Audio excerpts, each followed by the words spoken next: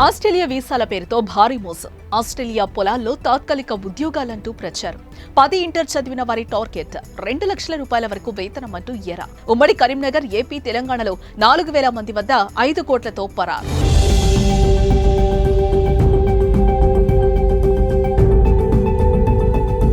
మీరు 10వ తరగతి ఇంటర్తోనే చదువాపేశారా? అయినా మీ విదేశీ కలను నెరవేర్చుకోవచ్చు. ఆస్ట్రేలియాలో స్వల్పకాలిక వీసాలపై నెలకు 2 లక్షలు సంపాదించుకునే అవకాశం త్వరపడండి అంటూ వేలాది మంది వద్ద డబ్బు వసూలు చేసిన ఓ కంపెనీ బోర్డు తిప్పేస్తుంది.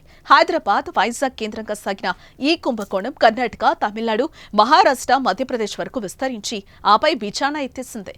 అమాయక యువత నుంచి కోట్లు కొల్లగొట్టి చల్లగా జారుకున్న గ్రోయింగ్ గ్లోబల్ ఇమిగ్రేషన్ సంస్థ భాగోతం ఇది.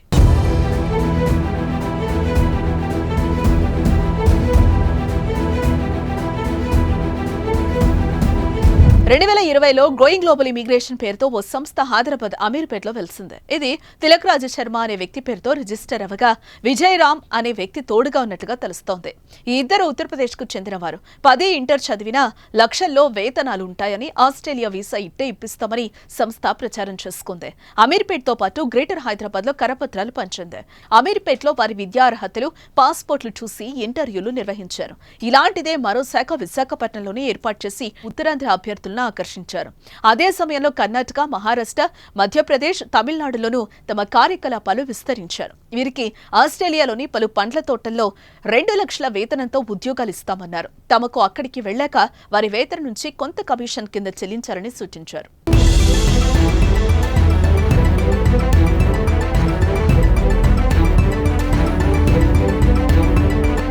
వీరందరినీ పలు విడతల్లో ఢిల్లీలో వైద్య పరీక్షల కోసం పంపారు. అక్కడ ఈస్ట్ పంజాబ్ బాగ్లోని శ్యామ్ డయాగ్నోస్టిక్ ల్యాబ్ లో ఫిట్నెస్ కోసం పలు రకాల పరీక్షలు నిర్వహించారు. ఇందుకోసం ప్రతి అభ్యర్థి వద్ద 12,500 రూపాయలు వసూలు చేశారు. ఇలా చెల్లించిన వారిలో కేవలం తెలంగాణ, ఏపీకి చెందిన వారే 4,000 మందికి పైగా ఉన్నారని సమాచారం. అంటే తెలుగు వారి నుంచి దాదాపు 5 కోట్లకు పైగా నగదు వసూలు చేశారు. కర్ణాటక, తమిళనాడు, మధ్యప్రదేశ్, ఇతర రాష్ట్రాల నుంచి ఇంతకు రెట్టింపు సంఖ్యలో వసూలు చేశారని తెలుగు అభ్యర్థులు ఆరోపిస్తున్నారు. అయితే 2020 నుంచి 2023 వరకు ఈ తతంగం సాఫీగానే సాగింది. 2023 ఆరంభంలో కంపెనీ ప్రతినిధులంతా అదృశ్యమయ్యారు. అభ్యర్థులు ఉన్నత విద్యావంతులు కాకపోవడం, చిన్న మొత్తం కావడంతో పోలీసులకు ఫిర్యాదు చేయారన్న ధీమాతో మోసం చేశారని బాధితులు వాపోతున్నారు.